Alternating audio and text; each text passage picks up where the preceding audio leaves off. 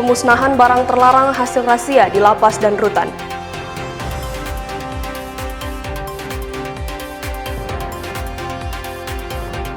Presiden Prabowo kunjungi Pulau Miangas di Talaut.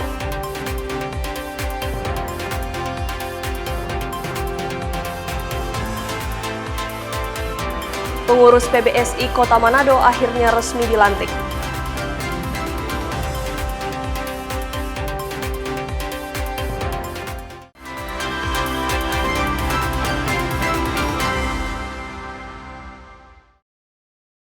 Selamat pagi saudara, apa kabar Anda hari ini? Kita berjumpa kembali dalam program Kompas Pagi. Selain 3 berita utama tadi, Anda juga bisa menikmati sejumlah informasi menarik lainnya yang dihimpun tim redaksi Kompas TV. Bersama saya Megumi Sumah, inilah Kompas Pagi selengkapnya. Hanya di Kompas TV, independen, terpercaya.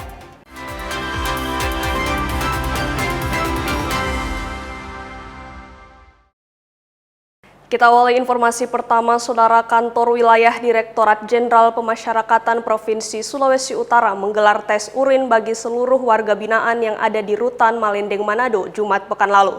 Tes urin bertujuan deteksi peredaran narkoba di dalam lapas. Lembaga Permasyarakatan Lapas Kelas 2A Manado mendeklarasikan perang terhadap peredaran narkoba, penggunaan telepon genggam ilegal, hingga praktik penipuan di dalam lingkungan lapas. Komitmen tersebut diwujudkan melalui apel deklarasi bersama yang melibatkan unsur TNI, Polri, BNN, pemerintah daerah, hingga organisasi kepemudaan pada Jumat pagi. Sebanyak puluhan warga binaan dan pegawai dilakukan tes urin satu persatu. Langkah ini dilakukan sebagai salah satu wujud lapas dan rutan bebas dari narkoba. Terima kasih sebagai daripada wujud ikrar kita pada pagi hari ini. Nanti setelah ini selesai ikrar yang diucapkan, kita langsung razia ke blok hunian narapidana. Bukan hanya di rutan saja, tetapi seluruh unit pelaksana teknis lapas rutan yang ada di Sulawesi Utara pada hari ini secara bersamaan melakukan razia handphone narkoba di tempat masing-masing. Itu dengan harapan supaya lapas dan rutan di Manado atau Sulawesi Utara ini bersih dari handphone dan narkoba. Dan bukan pada hari ini aja, nanti kita akan tetap berkelanjutan melakukan pemberantasan handphone dan narkoba tadi. Ditegaskan bahwa kegiatan ini akan dilakukan secara rutin di semua lapas dan rutan. Jika kedapatan ada warga binaan dan petugas yang terbukti melanggar aturan, akan diberikan sanksi tegas. Jimmy Dapar, Kompas TV Manado, Sulawesi Utara. Saudara, Lapas Perempuan Kelas 3 Gorontalo menggelar penggeledahan gabungan di seluruh kamar hunian warga binaan. Kegiatan ini melibatkan petugas lapas, TNI, Polri, hingga Badan Narkotika Nasional sebagai bagian dari komitmen memberantas handphone ilegal, penipuan, dan narkoba di lingkungan lapas. Satu persatu kamar hunian warga binaan di Lapas Perempuan Gorontalo digeledah petugas gabungan yang terdiri dari petugas lapas, TNI, Polri hingga BNN. Dalam penggeledahan tersebut, petugas menemukan sejumlah benda yang dianggap berbahaya seperti sendok plastik, alat cukur, paku, peniti, dan benda lainnya yang berpotensi disalahgunakan. Petugas gabungan juga mencabut beberapa paku yang terpasang di dinding kamar hunian karena dinilai dapat membahayakan keamanan di dalam lapas. Pada penggeledahan ini, petugas tidak menemukan handphone ilegal maupun narkoba.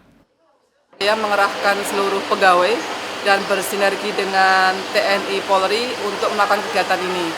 Kegiatan yang dilaksanakan yaitu yang pertama ikrar tadi di apel, kemudian diteruskan dengan sidak blok hunian, selanjutnya tes urin pegawai dan diperoleh hasil sidak di mana LPP Gorontalo tidak ditemukan HP maupun narkoba. Yang ditemukan hanya paku, peniti, cukuran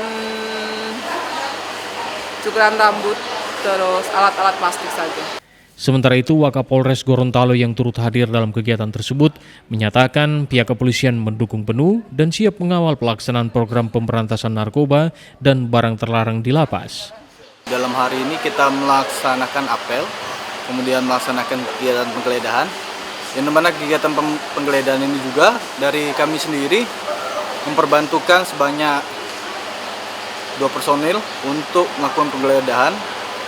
Yang dimana penggeledahan juga melibatkan dari BNN dan TNI yang dimana ditemukan dalam hal ini yang seperti disebutkan Ibu Kalapas tadi. Pada dasarnya kami Polres Gorontalo jikalau ada permintaan ataupun perbantuan kami siap untuk membantu dalam hal ini dari Kalapas Perempuan Gorontalo. Tidak hanya melakukan penggeledahan, petugas lapas dan warga binaan juga menjalani tes urin. Hasilnya seluruh peserta tes dinyatakan negatif dari penyalahgunaan narkoba. Sebelum kegiatan penggeledahan dimulai, petugas lapas menggelar apel bersama dan pembacaan ikrar lapas bersih dari handphone ilegal, penipuan dan narkoba sebagai bentuk komitmen menjaga keamanan dan ketertiban di lingkungan lapas. Agus Tiar, Kompas TV, Gorontalo.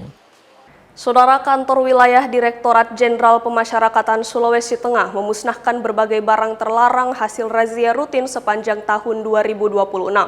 Barang-barang yang disita dari 14 lembaga pemasyarakatan dan rumah tahanan tersebut dimusnahkan sebagai bentuk komitmen dalam menciptakan lingkungan lapas yang bersih dari narkoba maupun barang ilegal lainnya. Puluhan telepon genggam, senjata tajam rakitan hingga berbagai peralatan elektronik terlarang dikumpulkan dan dimusnahkan dengan cara dibakar. Seluruh barang bukti ini merupakan hasil penggeledahan ketat petugas di tiap blok hunian lapas dan rutan yang tersebar di seluruh wilayah Sulawesi Tengah. Dalam rangkaian pemusnahan kali ini, sorotan khusus diberikan pada Lapas Ampana, Kabupaten Tojo Una-Una. Lapas tersebut berhasil menggagalkan upaya penyelundupan narkoba jenis sabu berkat kejelian petugasnya. Prestasi ini digagalkan oleh petugas yang masih berstatus calon pegawai negeri sipil sehingga mendapat apresiasi tinggi dari BNNP maupun Kakanwil Ditjenpas Sulawesi Tengah. Kepala Kantor Wilayah Ditjenpas Sulawesi Tengah, Bagus Kurniawan bilang, pemusnahan ini adalah wujud transparansi. Kegiatan tadi adalah pemusnahan barang bukti. Kami lanjutkan dengan ikrar anti narkoba dan anti penggunaan handphone, peredaran handphone di dalam lapas atau rutan BKA seluruh Sulawesi Tengah. Bagian dari komitmen kami melaksanakan perintah pimpinan bahwa lapas rutan zero narkoba, zero pungli, zero HP ilegal.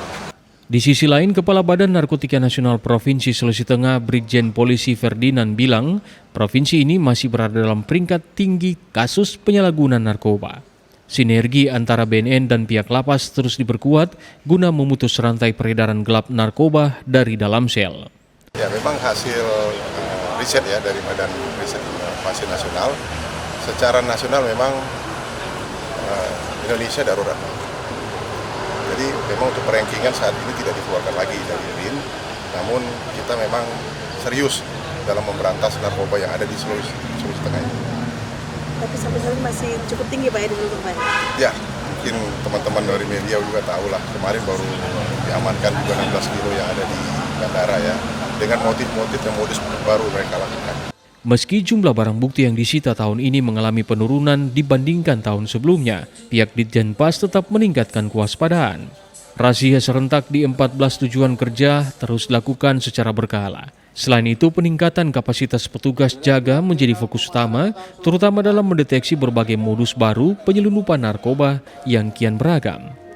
Aldrim Tahlara, Kompas TV Palu, Sulawesi Tengah. Saudara, ratusan telepon genggam ilegal hasil razia di dalam blok hunian Lembaga Pemasyarakatan kelas 2A Kendari dimusnahkan Jumat siang 8 Mei 2026. Pemusnahan itu menjadi bagian dari komitmen jajaran pemasyarakatan dalam memberantas peredaran telepon genggam ilegal, narkoba, dan praktek penipuan di dalam lapas maupun rutan di Sultra. Ratusan telepon genggam ilegal terlihat ditumpuk sebelum dimusnahkan di halaman lapas kelas 2A Kendari Jumat siang 8 Mei 2026. Barang-barang tersebut merupakan hasil razia petugas di sejumlah blok hunian warga binaan selama beberapa bulan terakhir. Kepala Kantor Wilayah Direktorat Jenderal Pemasyarakatan Sulawesi Tenggara, Sulardi, mengatakan sebanyak 300 telepon genggam ilegal dimusnahkan terhitung sejak Oktober 2025 hingga Mei 2026. Menurutnya, pemusnahan itu menjadi bukti keseriusan petugas dalam menjaga lapas dan rutan tetap aman serta terbebas dari penyalahgunaan sarana komunikasi oleh warga binaan.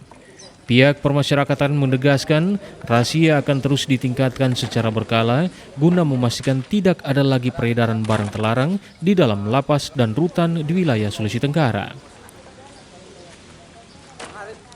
Di samping tadi kita melaksanakan ikrar, kita juga melaksanakan pemusnahan HP ya ilegal yang ada di lapas hasil penggeledahan. Jadi ini salah satu bentuk komitmen kita jajaran pemasyarakatan di Sulawesi Tenggara bahwa kita sungguh-sungguh ya memberantas yang namanya handphone sebagai biang keladi atau sebagai sumber masalah di dalam lapas rutan. Ya. Kita saksikan tadi bahwa ratusan, mungkin sekitar 300 lebih ya handphone, termasuk ada power bank. Tadi yang kita dahulukan handphonenya yang kita bakar, kalau power bank karena takut meledak-meledak, tapi yang jelas ada barang buktinya nanti kita terusin dibakar. Selain pemusnahan telepon genggam, seluruh petugas lapas dan rutan di Sulawesi Tenggara mengikrarkan komitmen bersama untuk bersih dari telepon genggam ilegal, narkoba, dan praktek penipuan. Ikrar itu dilaksanakan serentak sebagai tindak lanjut instruksi Kementerian Imigrasi dan Permasyarakatan. Silvian Sekia, Kompas TV Kendari, Sulawesi Tenggara. Saudara, kami akan kembali usai jeda dengan informasi terkait Badan Gizi Nasional suspend 18 SPPG di Sulut. Tetap bersama kami di Kompas Pagi.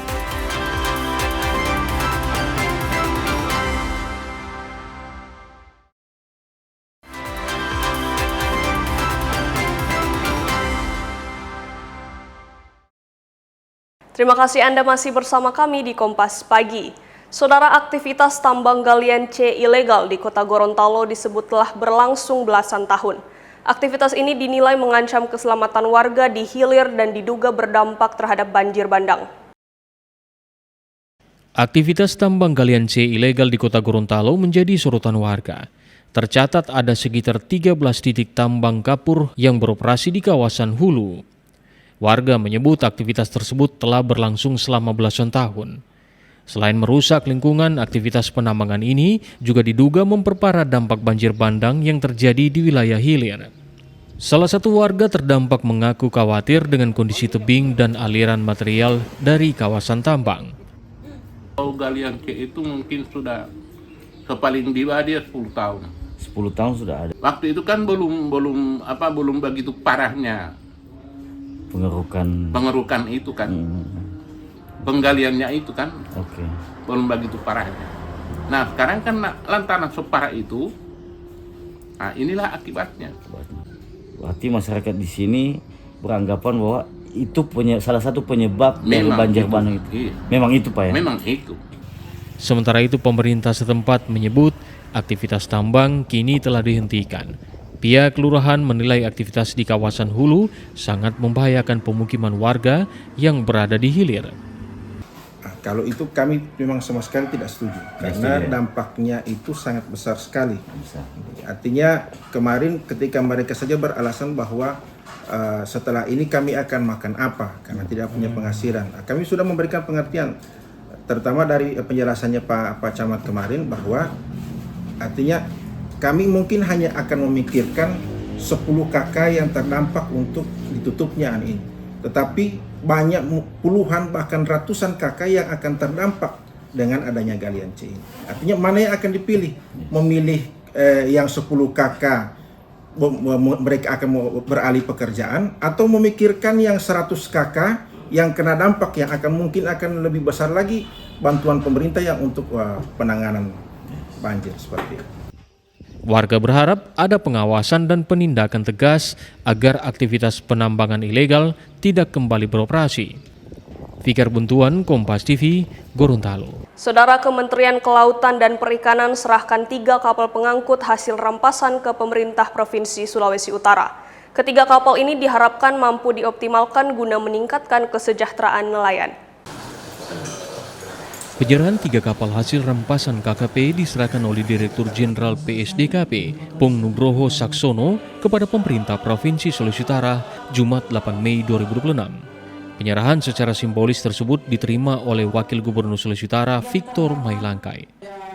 Masing-masing kapal yakni FB LV MV 01 berkapasitas 23 GT dan FB LV MF 2 berkapasitas 23 GT serta kapal FB Loi 0485 GT. Saksono menyebut penyerahan ini menjadi kebijakan yang berpihak kepada masyarakat dan diharapkan berdampak kepada para nelayan. Tegas dari Kementerian Kelautan dan Perikanan ketika kita melakukan pemberantasan illegal fishing. Kalau dulu ditenggelamkan, sekarang kebijakan Pak Menteri lebih bagaimana bisa mensejahterakan nelayan, menjaga masyarakat nelayan terutama. Dan di sini salah satunya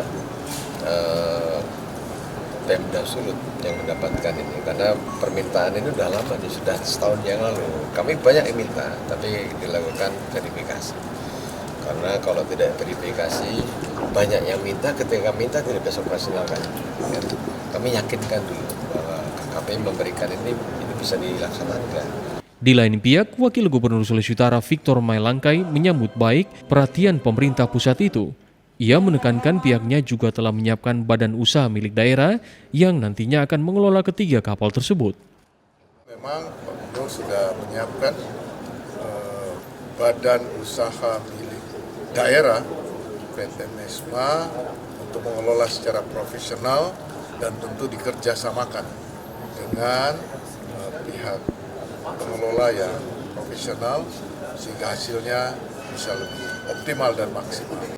Pada kesempatan tersebut, Pemprov Sulut juga turut menyerahkan aset tempat pemasaran dan distribusi ikan di Kompleks Pelabuhan dan Perikanan Pantai Tumumpa, Kota Manado kepada PSDKP yang akan dimanfaatkan sebagai pos pengawasan sumber daya kelautan dan perikanan dan pelayanan standar layak operasi bagi kapal perikanan.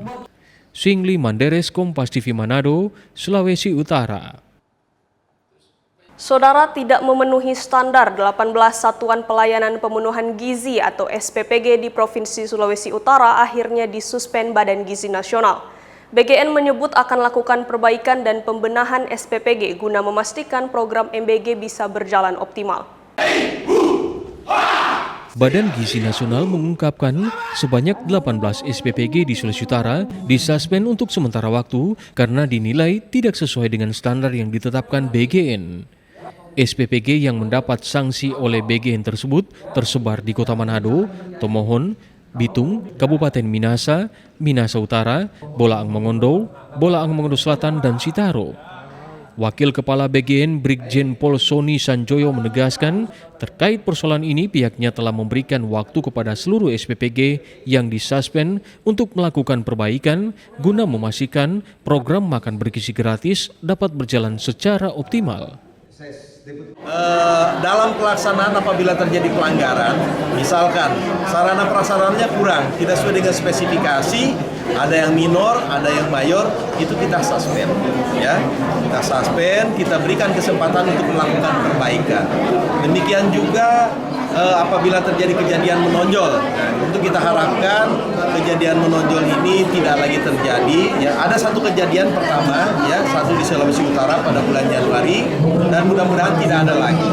Kejadian menonjol ini adalah akibat tidak dilaksanakannya SOP di dalam proses produksi MBG.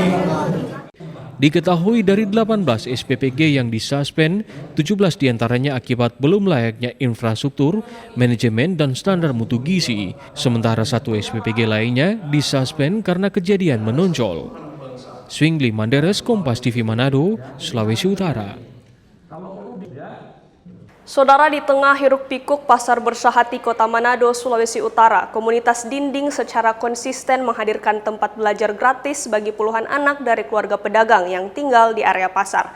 Dedikasi ini berjalan selama 16 tahun dengan harapan anak-anak yang hidup di area pasar bisa mendapatkan kesempatan belajar yang lebih baik.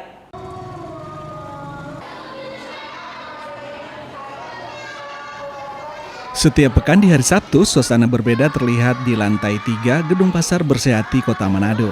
Bukan aktivitas jual beli, melainkan kegiatan belajar mengajar yang diikuti puluhan anak. Meski pembelajaran hanya digelar di ruang sederhana, anak-anak tetap terlihat antusias mengikuti materi pelajaran yang disampaikan oleh para pengajar dari komunitas Dinding.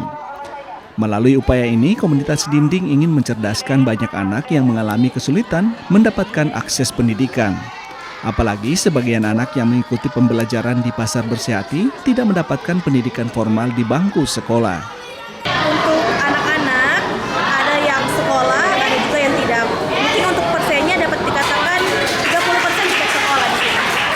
Untuk kami, materi pembelajarannya sesuai dengan mental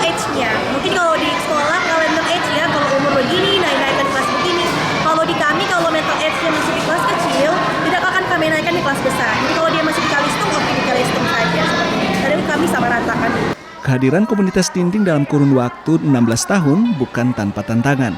Di awal kehadiran mereka, komunitas ini kerap ditolak para orang tua karena dinilai mengganggu anak yang ingin ikut berjualan di pasar. Namun lambat laun orang tua yang sebagian besar sebagai pedagang justru menilai adanya perubahan pada anak mereka setelah ikut dalam program pembelajaran komunitas dinding. Ya, jadi lancar buat tulis. Karena dia kan dari sekolah bilang belum terlalu hafal huruf. Baru belum lancar juga menulis. Jadi dia kakak-kakak dah bimbing, dia jadi bagus buat tulis. Komunitas dinding Manado ini hal-hal yang tidak ada di sekolah yang dia dapatkan di situ ada. Baik itu dia pendidikan moral dan segala macam itu ada. Dan ini merupakan satu tindakan yang positif bagi saya sebagai orang tua ya. Di tengah segala keterbatasan yang ada, komunitas dinding ingin membuktikan bahwa akses pendidikan bisa hadir di mana saja, termasuk dari dinding pasar yang kumuh. Sungli Mandares, Kompas TV Manado, Sulawesi Utara. Saudara, informasi Presiden Prabowo kunjungi Pulau Miangas di Talaut akan kami hadirkan sesaat lagi. Jangan kemana-mana dan tetap bersama kami di Kompas Pagi.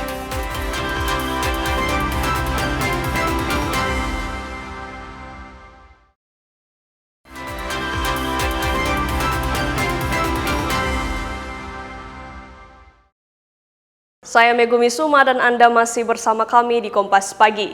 Saudara, Presiden Prabowo untuk pertama kalinya mengunjungi pulau terdepan Miangas di Kepulauan Talaut, Sulawesi Utara.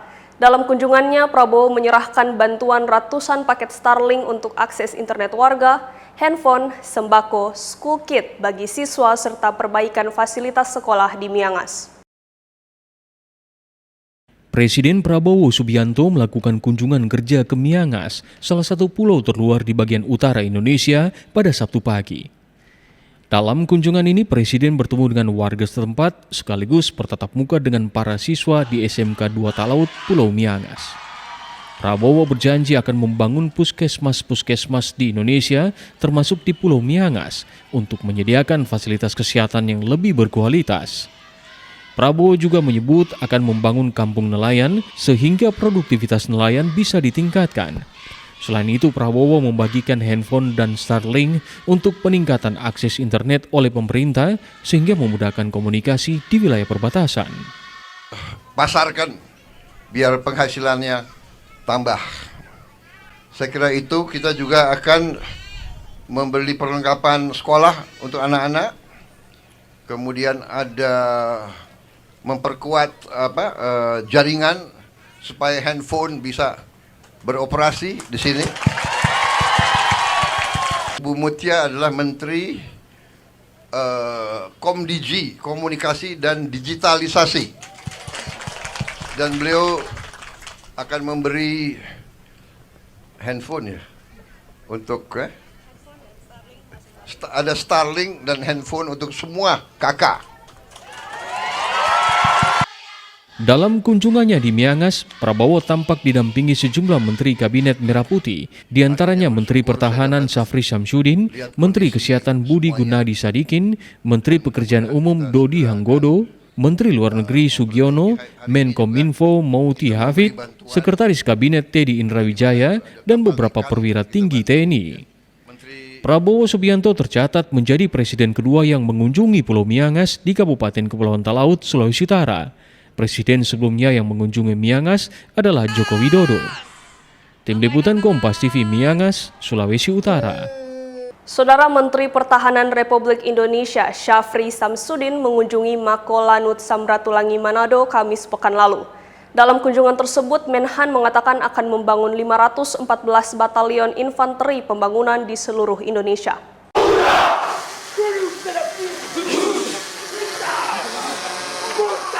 Menteri Pertahanan Syafri Syamsuddin mengatakan strategi pertahanan Indonesia diarahkan untuk menjaga kedaulatan negara melalui pendekatan divisi aktif dan memastikan stabilitas nasional sebagai persyaratan pembangunan.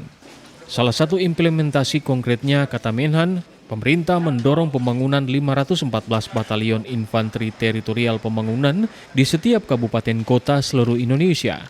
Hal tersebut disampaikan Menhan saat melakukan kunjungan ke Lanut Samratulangi Manado pada Kamis sore. Safri mengatakan pemerintah memproyeksikan akan membangun 150 batalion infanteri teritorial pembangunan setiap tahun. Tujuan pembentukan tersebut salah satunya untuk kemanunggalan TNI dengan masyarakat sekitar. 514 batalion yang akan mendampingi kabupaten bupati. Nah, ini yang sedang kita kerjakan sekarang. Di samping kita juga akan mengamankan kilang dan juga terminal Pertamina. Jadi cukup banyak yang saya harus lakukan, meninjau pembangunan kekuatan pertahanan, kemudian juga TNI Angkatan Laut juga membangun. Tapi kalau TNI Angkatan Laut kan beda, dia peralatan. TNI Angkatan Udara juga peralatan. Tapi kalau Angkatan Darat ini memang harus membangun pangkalan. Itu yang saya harus lihat, sampai saya harus melihat dapurnya kayak apa. Karena prajurit itu logistik itu paling penting. Selain itu, kehadiran prajurit akan menghidupkan perekonomian masyarakat. Jimmy Dapar, Kompas TV Manado, Sulawesi Utara. Saudara, pemerintah Provinsi Sulawesi Utara akan menyurat ke Kemendagri terkait kekosongan jabatan bupati di Kepulauan Sitaro. Terkait hal itu, Pemprov masih menunggu salinan surat penetapan tersangka Bupati Cynthia Ingrid Kalangit dari Kejaksaan Tinggi Sulawesi Utara. Pemerintah Provinsi Sulawesi Utara memastikan pemerintah di Kabupaten Sitaro masih berjalan dengan baik pasca Bupati Sitaro Cynthia Kalangit ditetapkan sebagai tersangka oleh Kejati pada Kamis 7 Mei 2026. Sekretaris Daerah Provinsi Sulawesi Utara menjelaskan saat ini pihaknya sedang berupaya menyurati ke Kemendagri terkait kekosongan jabatan Bupati Sitaro. Hanya saja saat ini pihaknya masih menunggu surat balasan dari Kejaksaan Tinggi Sulawesi Utara untuk permintaan salinan surat penetapan tersangka dan penahanan sebagai kelengkapan administrasi yang akan diteruskan ke Kemendagri. Surat itu sangat kami perlukan untuk penyampaian secara tertulis ke Kemendagri. Nah, nanti surat yang diajukan ke Kemendagri itu nanti akan dijawab oleh Kemendagri dalam bentuk surat juga. Nah, surat Kemendagri itu yang akan menjadi dasar kami untuk proses administrasi selanjutnya. Iya. Tak bersalah tetap kita junjung. Artinya untuk mengisi kekosongan ya mungkin ada penugasan kepada Pak Wakil Bupati, tapi pemberhentian secara prosedur itu kita harus membuktikan itu di tingkatan pengadilan. Tahlis menambahkan untuk sementara waktu tugas dan kerja dari jabatan Bupati Sitaro masih akan diemban oleh Wakil Bupati. Tahlis menyatakan pihaknya menghargai proses hukum yang sementara berjalan meski hingga saat ini belum ada keputusan pemecatan secara definitif terhadap Bupati Sitaro. Swingli Manderes, Kompas TV Manado, Sulawesi Utara. Saudara, Klenteng Ban Hinkyong kembali menggelar festival kuliner yang mengumpulkan puluhan pelaku usaha mikro kecil menengah di bidang pangan di Kota Manado, Sulawesi Utara. Festival kuliner ini dipusatkan di kawasan Pecinan, Kota Manado. Mendorong penguatan ekonomi pelaku usaha mikro kecil menengah serta peningkatan sektor pariwisata Kota Manado, Klenteng Ban Hinkyong kembali menggelar festival kuliner bertajuk BHK Food Festival 2026. Setidaknya 50 stand dan lapak di sekitar kawasan Pecinan dekat Klenteng Ban Hinkyong meramaikan festival kuliner yang akan berlangsung selama 5 hari, mulai 6 sampai 10 Mei 2026. Di lokasi ini, pengunjung dapat memilih ragam kuliner khas daerah Sulawesi Utara maupun makanan internasional yang sedang tren dan populer. Beberapa di antaranya varian roti dengan berbagai topping maupun isian, bakmi, lumpia, siomay, batagor, pempek, sambal cakalang dan roa hingga paket makanan berat. Tak hanya makanan, tersedia juga berbagai varian minuman seperti Thai tea, kopi gula aren hingga matcha. Penyelenggara bilang selain untuk mendorong penguatan pelaku UMKM di Kota Manado dan sekitarnya, BHK Food Festival ini juga merupakan agenda tahunan Klenteng Ban Hinkyong dalam memperingati hari lahir suci Dewi Makco dalam keyakinan umat Tridharma. Di samping kegiatan yang dilaksanakan oleh panitia, di mana itu bisa menunjuk UMKM, bisa meningkatkan pariwisata Kota Manado, dan dengan adanya kegiatan yang dilaksanakan oleh panitia, kita bisa menciptakan suasana yang lebih rasa kebersamaan. Karena kita tahu Kota Manado itu torang semua basudara. Sejak dibuka Rabu sore, warga Manado terlihat antusias memadati lokasi ini. Pengunjung menyisir setiap stand makanan dan minuman lalu memilih sesuai selera.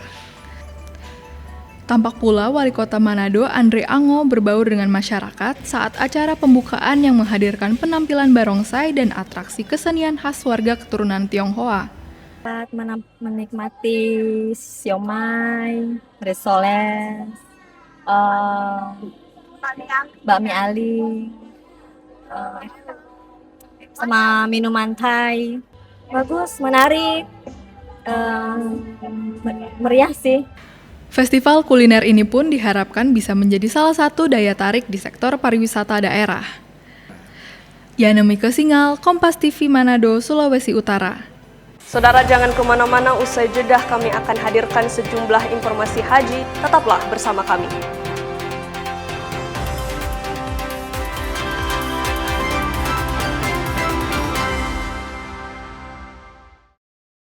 لبيك لا شريك لك لبيك إن الحمد والنعمة لك والملك لا شريك لك. Saya Megumi Suma dan Anda masih bersama kami di Kompas Pagi. Saudara, kisah haru seorang nenek petani 70 tahun asal Maros yang bisa menginjakkan kaki di Tanah Suci. Berkat kegigihannya menabung puluhan upah tani dan hasil panennya, mimpinya untuk berhaji akhirnya bisa terwujud. Berikut liputan jurnalis Kompas TV Jihan Novita yang tergabung dalam tim Media Center Haji di Madinah, Arab Saudi. Air mata Nenek Jumaria jatuh tak terbendung. Bukan karena duka, melainkan bahagia karena rasa syukur atas mimpi yang kini menjadi kenyataan. Nenek 70 tahun asal Kuru Sumange, Tanrali, Maros, Sulawesi Selatan ini masih tak menyangka dirinya yang hanya seorang petani dan hidup sebatang kara akhirnya bisa menginjakan kaki di Tanah Suci untuk berhaji. Bagi Nenek Jumaria, berhaji adalah satu keinginan terbesarnya dalam hidup. Demi menggapainya, ia rela menyisihkan uang dari upah bertani dan hasil panennya selama puluhan tahun untuk ditabung di dalam ember yang disembunyikan di bawah kasurnya. Tabungannya itu tak pernah sedikit pun dipakai meski dalam kondisi sulit, demi tujuan besarnya yakni berhaji di Tanah Suci. Udah panen padi, saya jual, baru ku simpang. Kadang 500, kadang 700. Ada lagi tuh punya kebun yang ku kerja, dia kasih ke 200, saya simpan. Kalau ada makanan bawakan, saya simpan semua 200. Jadi pergi, saya simpan di ember, bawa tempat tidur. Ya baru saya tutup, kain-kain jelek toh, supaya tidak tahu gitu cucu-cucu bilang ada uang di sini. Kadang 50, kadang 20, kadang 100, kadang 200 gitu. Hampir kapan 20 tahun itu kan masih ada mamaku, simpan sedikit. Mungkin saya kesini karena panggilan Tuhan. Karena saya orang miskin. Dia bilang, kalau kau punya uang lah, bisa kau naik Tanah Suci. Pergi aku karena saya tidak ada, aku pergi. Saya doakan orang tuaku, semoga baik di sana. Meski usianya tak muda lagi, kondisi fisik dan kesehatan Nenek Jumaria tetap kuat dan terjaga. Semangat Nenek Jumaria ini pun menjadi inspirasi bagi rekan sesama rombongannya di Kloter 14 Embarkasi Makassar. Dia itu semangatnya lebih dengan anak-anak muda. Sampai di sini, Masya Allah sekali. Saya kira nenek ini tidak bisa mesti dituntun atau diapa, ternyata dia itu jalannya lebih kencang daripada saya sendiri. Iya, Masya Allah. Bahkan waktu dibawa tadi ke Rauda ya. Iya, ke Rauda. Sampai-sampai saya berjalan dengan kencang begitu. Bahkan dia lari tarik saya. Lebih duluan dia. Iya, Masya Allah. Nenek sehat-sehat ya, lancar ibadahnya ya, Nek ya. Alhamdulillah. Lancar, amin. Ya saudara, semangat, doa, dan tekad yang kuat dari Nenek Jumaria ini menjadi bukti bahwa tidak ada hal yang tidak mungkin. Jika Allah telah berkehendak, maka mimpi setinggi apapun akan bisa terwujud. Jihan Novita, Kompas TV, Madinah, Arab Saudi. Sehat Nenek? Ya, sehat. Di Madinah, Arab Saudi, saudara, ternyata ada tempat percetakan Al-Quran terbesar di dunia. Berlokasi sekitar 11 km dari Masjid Nabawi, percetakan ini menghasilkan Al-Quran dengan kualitas kertas terbaik di dunia. Berikut laporan jurnalis Kompas TV Jihan Novita yang tergabung dalam tim Media Center Haji 2026 dari Madinah, Arab Saudi. Assalamualaikum warahmatullahi wabarakatuh. Saudara, di kota Madinah, Arab Saudi, ternyata ada tempat percetakan Al-Quran terbesar di dunia. Yakni di tempat saya berdiri ini, di Kompleks Percetakan Al-Quran King Fahd, yang lokasinya hanya berjarak sekitar 11 km dari Masjid Nabawi. Dan kali ini saya akan mengajak Anda melihat bagaimana ya proses percetakan Al-Quran di tempat yang telah beroperasi selama 40 tahun ini. Ikuti saya ya. Masuk ke Kompleks Percetakan King Fahd, kita langsung bisa lihat bagaimana proses Al-Quran ini dicetak. Nah, di belakang saya ini adalah gudang atau ruangan dari proses percetakan Al-Quran, dan ini prosesnya, dan di depan saya ini adalah hasil dari Al-Quran yang sudah dicetak di tempat ini. Ini ada macam-macam ya, modelnya ada spesial 1, spesial 2, lalu juga ada The Ordinary 70 gram, jadi ada berbagai ukuran dan berbagai model di sini. Dan saat ini saya sedang bersama dengan jemaah haji Indonesia yang juga dari Gresik, Pak. Ya. Halo, assalamualaikum warahmatullahi wabarakatuh. Waalaikumsalam. Ya. Bapak dari Gresik ya, Pak ya. Ya. Ini kenapa Pak tertarik untuk mengunjungi lokasi ini, Pak? Karena kitab suci dan kertasnya terbaik di dunia. Kertasnya terbaik di dunia. Jadi pengen lihat langsung ya, Pak langsung, ya. Ya, Bapak siapa Pak namanya? Bapak Munir. Bapak Munir, ya Bapak Munir ini sama rombongannya semuanya. Memang rencana kalau ke Madinah mau ke sini ya berarti ya? Iya, siap. Setelah lihat langsung bagaimana Pak tanggapannya? Alhamdulillah, subhanallah. Luar biasa. Baik, terima kasih Pak Munir. Assalamualaikum Bapak. Bapak dengan Bapak siapa Pak? Dengan Bapak Pitono. Bapak Pitono tadi sudah lihat apa aja Pak di sana Pak? Saya lihat begitu banyaknya macam Al-Quran, kayak contoh dari Jepang, dari dunia manapun juga sangat hebat sekali meriah, dan pabriknya betul-betul istimewa bersihnya. Istimewa, pengalaman yang luar biasa ya Pak ya? Luar biasa, tidak pernah saya jumpai sebersih ini. Sebersih ini. Jadi Bapak gimana Pak? Berkesan sekali ya Pak ya? Sangat berkesan sekali. Baik, terima kasih Bapak. Sehat selalu, selamat menjalankan aktivitasnya kembali Pak. Tempat percetakan ini dibuka untuk masyarakat umum ya, tapi ada jam-jam yang perlu diperhatikan karena ini hanya dibuka sejak pagi hingga siang hari saja. Jadi masyarakat yang mau ke sini bisa perhatikan dulu, bisa dilihat dulu jadwal-jadwalnya apakah memang sedang beroperasi dibuka untuk umum atau tidak. Setelah melihat proses percetakannya, keluar dari sini saya langsung dikasih hadiah ya, gift for me. This is free? Free, ayo. Free, thank you so much. Syukron, syukron. Ahlan wa sahlan, terima kasih. Masya Allah dapat gift dari percetakan Al-Quran King Fahd ini langsung, dan kita akan unboxing ya, apa isinya. Masya Allah dapat 2. Nah, kalau ini Al-Quran dengan tafsir, satunya lagi yang lebih besar ini adalah Al-Qurannya. Tilawah ya. Insya Allah ini berkah banget, dan saya akan buka karena di sini adalah percetakan Al-Quran dengan kualitas kertas terbaik. Ini dia bentukannya, fresh from the oven ya, masih hangat banget, baru dicetak langsung diberikan. Ini asli dari Madinah saya dapatkan, Insya Allah.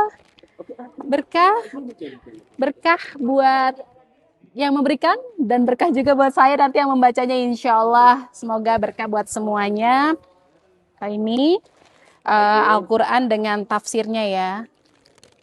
Tapi tafsirnya bahasa Arab, jadi nanti perlu dipelajari lagi ya. Ya saudara, di sini juga tersedia ya tempat beli Al-Quran yang dicetak di percetakan King Fahd. Harganya juga lebih murah daripada toko-toko lainnya. Dan saudara, percetakan King Fahd ini memproduksi sekitar 18 juta eksemplar Al-Quran setiap tahunnya. Dan Al-Quran yang telah dicetak akan didistribusikan bukan hanya untuk wilayah Arab Saudi, tetapi juga seluruh dunia. Jihan Novita, Kompas TV, Madinah, Arab Saudi. Saudara, pemberangkatan jemaah haji telah memasuki gelombang kedua. Ini artinya jemaah tidak berangkat melalui Bandara Madinah lagi, tetapi langsung ke Bandara Jeddah. Kloter mana saja yang sudah di Mekah? Informasinya akan disampaikan jurnalis Kompas TV Sofyan Hartanto yang tergabung dalam Media Center Haji 2026. Ya saudara, saat ini saya sedang membersamai jemaah haji gelombang kedua yang datang dari Indonesia. Jika pada pemberangkatan gelombang pertama, jemaah mendarat di Bandara Madinah, jemaah gelombang kedua mendarat di Bandara King Abdul Aziz di Jeddah dan langsung menuju hotel. Mereka beristirahat sejenak untuk selanjutnya melakukan rangkaian awal ibadah haji, yakni dengan melakukan umroh wajib. Ada 15 kloter yang mendarat di Bandara King Abdul Aziz di Jeddah pada hari pertama gelombang kedua pemberangkatan jemaah haji 2026 ini. Di antaranya datang dari embarkasi JKB 12 alias dari Jakarta, Banten. Ada 134 lansia dan total ada 393 anggota jemaah haji yang datang saat ini.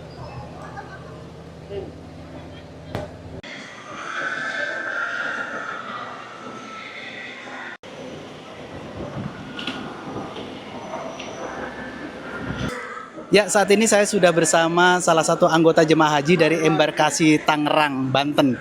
Saya ingin tanya-tanya bagaimana pengalaman beliau perjalanan dari Indonesia langsung ke Jeddah ini, Pak ya. Bagaimana Pak perasaan? Alhamdulillah dengan senang kami dengan teman-teman dan istri juga perjalanan mulai dari Tangerang menuju ke bandara sampai ke Mekah. Alhamdulillah lancar, semua enak, semuanya enak. Alhamdulillah. Pelayanan juga sampai saat ini kami merasakan bagus, itu aja kami dapatkan. Amin, amin. Ini masih pakai baju ikram, nanti langsung umroh wajib ya Pak ya? Atau istirahat dulu? Istirahat dulu, nanti dikabarkan tadi jam 10 terjadwalkan. Dari informasi yang kami dapatkan untuk umrohnya jam 10 kalau tidak ada perubahan. Selamat beribadah ya Pak ya, semoga insya Allah lancar sama di sini Pak ya. Terima kasih Bapak. Ya, pergerakan jemaah haji saat ini sudah mulai terpusat di Mekah. Sebagai epicentrum haji, daerah kerja Mekah terus bersiap memberikan pelayanan yang dibutuhkan jemaah haji Indonesia.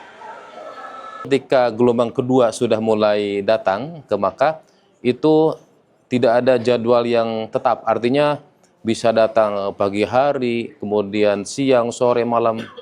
Jadi nanti para petugas PP Arab Saudi Desa itu akan full 24 jam menerima kedatangan para jemaah. Jadi baik dari gelombang pertama yang terus datang dari Madinah ditambah dengan gelombang kedua yang datang dari Bandar Jeddah.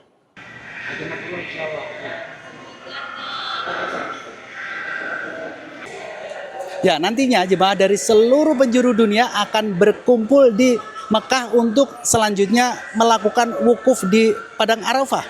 Cuaca yang panas dan banyaknya jemaah yang berkumpul menjadi tantangan tersendiri bagi jemaah haji. Tentu kesehatan dan kebugaran menjadi salah satu faktor kunci demi kelancaran ibadah haji.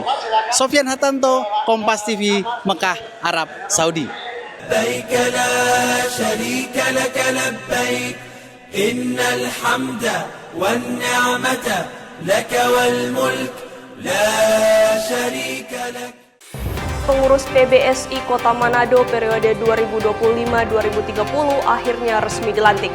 Tetaplah bersama kami.